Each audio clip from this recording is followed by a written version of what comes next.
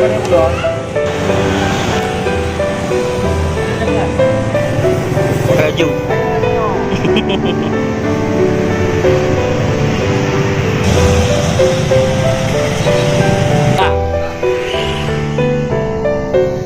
Selanjutnya MCTV adalah produk biji yang dipanggang setiap hari di Corner City Warkop Jalan Gajah Mada, Labuh, Aceh Barat.